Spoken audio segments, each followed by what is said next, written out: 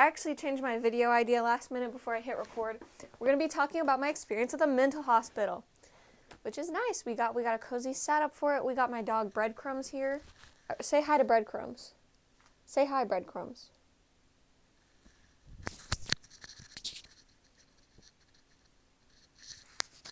He's having a day, okay? Don't blame him. Anyways, we gotta go get talking about it.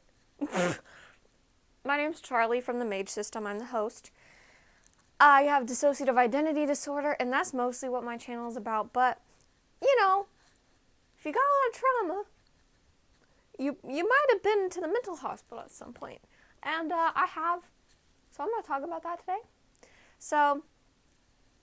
And then afterwards, I have like a little few pages of like a piece I wrote about going to the mental hospital, and I'll read it to you because out of all the things I think I've ever been good at, I think writing is the thing I've been best at. So, but basically, let's start with why I went there. So the point in my life where my mental health was the absolute worst was when I was 15 years old, and I was completely isolated from everybody. I really hated myself. Like, nobody had integrated, no alters had integrated to my knowledge at the time. It was just me. It was just first host L. And I was isolated in my room all the time. I was in school. I was a sophomore. I was doing online school, but I had not done any of my work in weeks because I was just staying in bed all day and obsessing. And I was having depersonalization, derealization disorder, but to such a strong degree to where it was also OCD, to where I would obsess about existential things, and then I would write, and I would write, and I would write, and write. And writing was probably one of the things that saved my life, because it helped me process a lot of that stuff, but I was just existentially terrified. And also, there was a whole deal with alters, and I didn't know I had DID at the time. I figured out I had DID shortly after I got out of the mental hospital, but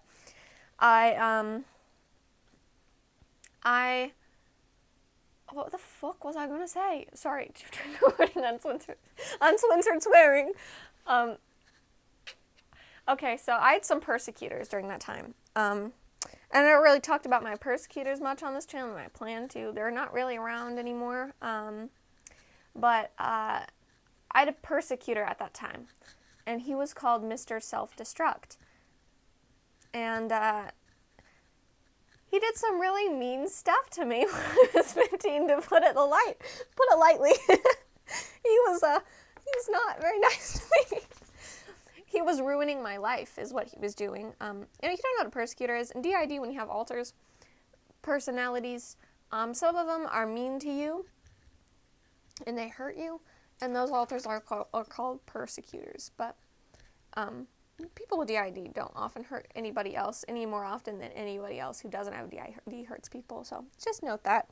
But Mr. Self-Destruct looked like a big shadow man in a hat, and he would mainly go after Alina a lot. She had to deal with him. He was, I don't even know how to describe what he did, but he would get close to the front, and he would put these ideas onto you. Like, he would put, like, these feelings, these terrible feelings. He would make the whole world feel like it was closing in on you. And he would make it feel like the only option you had was to die.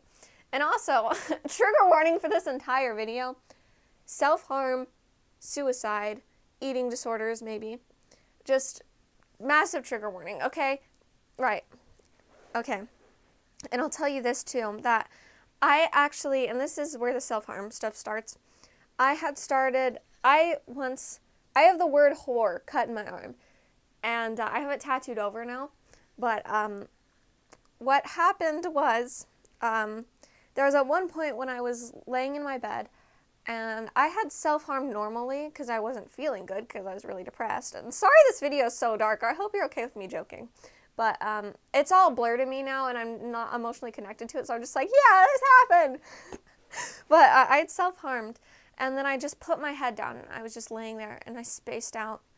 And then my body got up, and it sat up, and it just went, and just cut the word whore in my arm.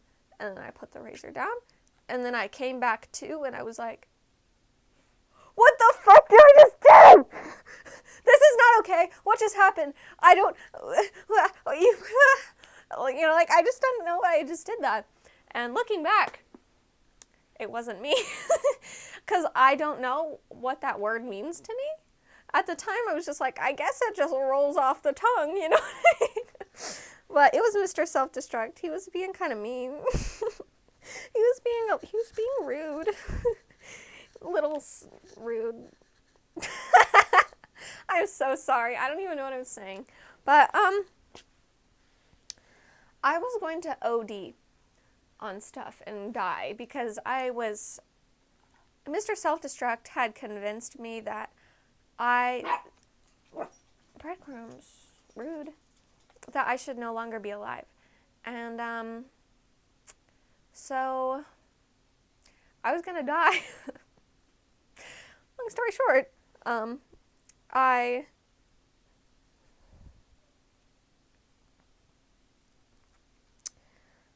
remember writing in my massive journal that I have in here, my little Google Doc, and I wrote, this shit's getting a little absurd. I think I'm going to start burning everything I don't want others to see tomorrow, in terms of just planning to do it. And actually, I could actually pull up my journal entries that I wrote in the days leading up to it and read it to you, because a lot of it is just nonsense, because I genuinely felt like I was going insane, and so a lot of the things that I wrote in the journal don't even make sense. But we'll see.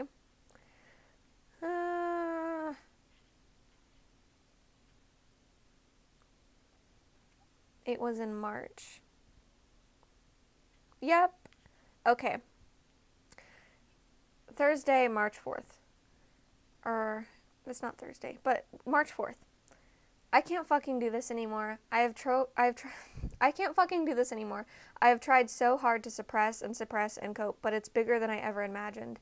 If I don't go inpatient, I might start burning the things I don't want others to see. As for you, fuck, I don't know. Maybe I'll leave you for them to read. I know it's fucking horrible, but I don't know any other way to express myself. And so I wrote that. And then what happened is I texted my therapist and I said, can you 5150 me? Because at that point, I just felt like I should try that first. So I texted her that. A few minutes later, my parents both came into my room. And when they did, I was holding a massive bottle of pills. I wasn't going to swallow them, but I was just crying, and they asked me if I was going to swallow them. That's why I was holding them. And I think I told them they just made me feel safe to hold. I was just like in an extremely contorted headspace. I don't really know any other way to describe it, but that's what I told them. So they took me to the ER, and I stayed overnight in the ER because the healthcare system here is so messed up that like there were no beds open in mental hospitals. But I put in here March 7th. I'm going inpatient. The police will escort me to a place called the name. I stayed the night in the ER because all the hospital beds were full. And yeah, that's what I wrote. So I did that, and I went to the hospital. So I'll tell you about that. So that place was, first of all, it never sunk into me until recently that I've actually been to a mental hospital. It's something that would be crazy for most people, but it was just kind of normal to me because the experience almost blended into my headspace. Like, I was so out of my mind before I went there and like going crazy that like when I did go there, it was not a shock. It was just like, I am here now. It was like I had already lost so much of my sense of self, and I had already like destroyed so much of my identity that like being there and being away from everyone that I loved, it was like being completely dissociated and cut off for yourself, but it just felt normal. And it wasn't a terrible experience by any means, but I know that sometimes whenever I smell a certain smell or I stand in a certain room, I can feel myself vividly standing in the mental hospital. Like I can feel my hospital socks on the ground. I can feel a Dixie cup with some pills in it in my hand. It's really, really vivid. But I mostly was pretty quiet. The beds were super hard. We didn't have roommates. The beds felt like sleeping on the floor. That's a notable thing. I met a few people. I met one kid who claimed to be a murderer. I don't know if he was, but he was really nice, and he didn't seem like a liar. But he didn't, he was really cool. I snuck his messenger out of I snuck his messenger on a piece of paper out at the mental hospital, and I texted him a few times afterwards. I met a girl with DID there, too. And she was like, I have DID. I just wanted to let you know. And I was like, okay. And then a little while, an alter of hers came out, and she was like, hey, it's me. And I'm like, you know where you are and everything? She was like, yep. And that was pretty cool. Yeah. I don't have a whole lot to say that I'm not going to say in the paper that I'm going to read you, so I'm going to read it to you. And I'm sorry if this is boring, but if you want to hear about the real shit, then you can listen to this.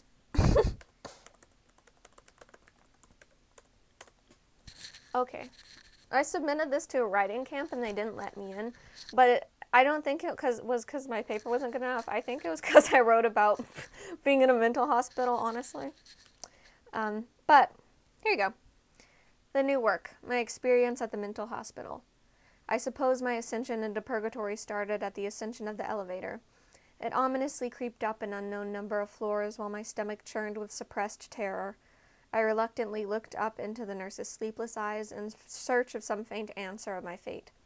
They were unwelcoming and intense as she swiftly jolted her chin in my direction and said, "The necklace, you can't have that." My mother's gaze nervously bounced about, and then she shuffled her papers into the other arm.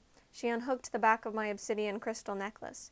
With my eyes, I followed the chain, silver turned rose from wear, and watched it travel from my body into a bag with my other possessions, never to be seen again.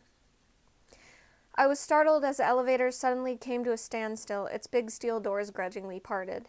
It revealed a white I'm going to put on chapstick. Be right back. My lips are just dying, okay? Sorry, that was so unimmersive. Really just took the energy out of it, but it's fine. I'm just all over the place today, okay? Also, I'm going to use an alias for, the facility name, because I actually wrote it in here, so. I was startled as the elevator suddenly came to a standstill, and its big steel doors grudgingly parted. It revealed a white, harsh, fluorescently lit hallway. I was suddenly wafted with the intense smell of doctor's office, which irkingly infringed on my nose with each inhale. It was the old familiar scent of rubbing alcohol that calls to mind the traumatizing needles and popsicle sticks of childhood checkup visits. I was escorted into a small windowless room with a scale, sink, and examination table. There was a soap dispenser next to the sink which read, Parkview Psychiatric Facility. My mother was asked not to go in with me, and that was the last I would see of her, indefinitely. In this room, a couple nurses went in with me. I was weighed, questioned, poked and prodded. I was converted into measurements and numbers on a computer screen. As I was stripped as the nurses documented every self-inflicted scar, mark, and all the tattoos I had given myself. I was not me anymore. I was a body, an idea of a person, a case. I was given a hospital gown, and my shoes were taken as a safety measure. They allowed me only hospital socks, which I keep today as a reminder. By law, I was brought from the ER to the hospital in a police car to assure I wasn't just taken home again by my parents. I had brought books in the hope of holding on to some piece of my former identity, but those were confiscated from me too. It was as if I had been stripped starkly white and laid before the universe for judgment, and before I knew it, I wasn't on the ground with the rest of the world anymore. I made my entrance into the common room in my hospital gown, everyone else clothed normally. I eventually learned newbies come at first in their gowns while their clothes were being searched. I saw many faces, some as blank and stripped of the old humanity as mine was, and some who it seemed this wasn't their first time around. It was as if in their times before they had eventually formed another identity after it was once stripped. They were forced to put it on every time they came, making them shielded and jaded to all of it. For them, hospitals were now a revolving door reality, an endless progression of leather couches and therapy offices and terrible hospital food. Neither kind of face was comforting, so I sat far away from them and turned myself away. I spent many blurred days sitting by the window looking down at the street below. It was named 13th Avenue. 13, a perfect and pristine number. It is the number of death and change. The houses on it were gorgeous and old. I wondered how they felt living next to a mental hospital. There was a separate world below where you could do anything you wanted or needed to feel fully alive and human. You could self-actualize if you so desired. I never thought about that before, but looking from above, I could see it clearer. My perspective expanded. I could trace point A to point B and up the ladder, which ends with whatever you want. Looking at the street, the endlessly progressing power lines and blocks was beautifully theatrical. I imagine it was what it felt like for a young child in the early 20th century viewing their first moving picture. I watched smudged, indefinite time lapses of the same cars commuting to and back from work. I saw the sun's golden auras morphing into a simple white dot within a blue and white cloudy marble, back into soft oranges and purples. It was quite like living inside of a marble, as if I was a sort of nucleus toppling inside, getting to explore the colors spanning over every inch with each rotation of me within. I didn't have much of a concept of time or enjoyment, but I felt a faint excitement within me from the most innate part we don't usually see. At moments like these, once in a lifetime, that part comes forward and sits with you. You get the experience of finding out who they are and speaking to them. I was sitting in the hands of the universe, being softly held above the physical world in purgatory. I was being removed from the placement I had in reality and the person I was.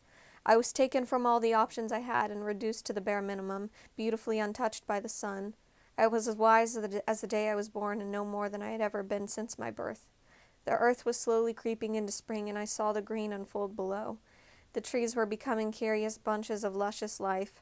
The flowers were slowly and safely allowing their opening, newly greeting a sun they had never known before. Vines were progressing and finding their paths over walls. Plants were shifting and growing towards the godly light. As time went on, I at some point realized that I was unaware of how long I had been sitting in this overhead view of the world. All I had to do was ask what I had before, and I was greeted with realities I remembered being dreaded and feared revelations. But now I could interpret them under the light of the sun. I could see this overhead view of spring in my mind spreading over my home.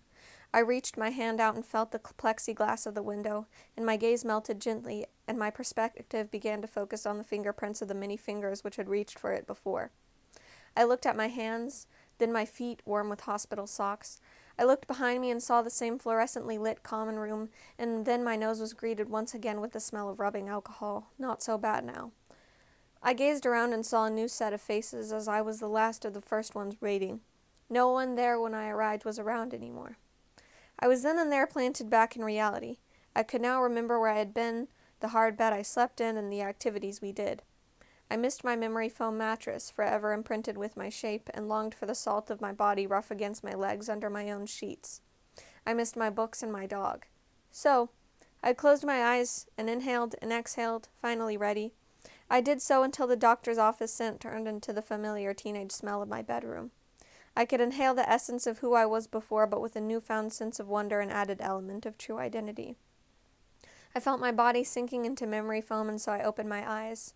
I was sitting on my bed, with my dog beside me, along with my books which had been returned. The sunlight was pouring gently and hopefully through my window, giving the plants and grass life. I felt its gorgeous warmth as it softly rejuvenated my being. I was released from Parkview Psychiatric Facility on the 13th of March. Well, hopefully that wasn't boring. I don't know what to say after that. We played a lot of Just Dance.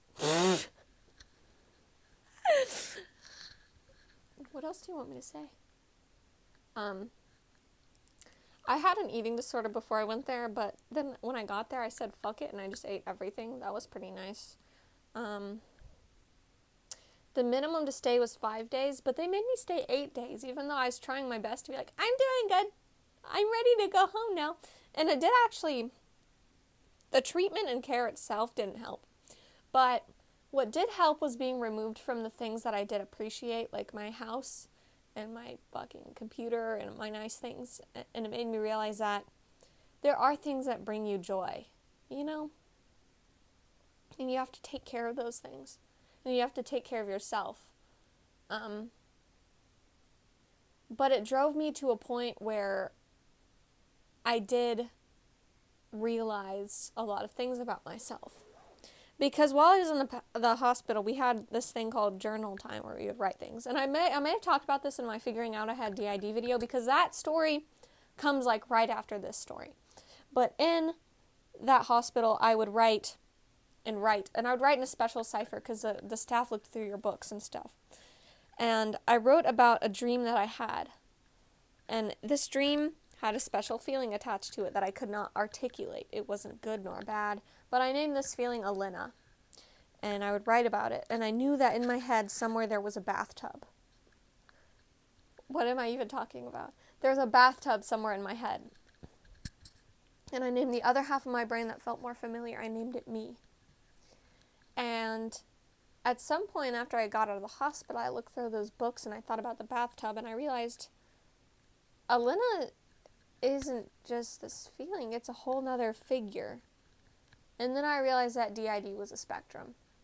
And then I realized how far along on that spectrum I was. And how many people I had. And it just got progressively, if you want to watch it, you can watch the Figuring Out I Had DID video, because I'm not explaining it very well, but the bathtub was part of the inner world. I don't know if it's still there, and I don't care. I don't want to know. But, sorry, I'm so jumbled today. I'm not very good at talking sometimes, but I hope at least you enjoyed some of this, but I'll see you later. Charlie, out! Ah! Can I turn the camera off with my toe? Let me try. Hold on.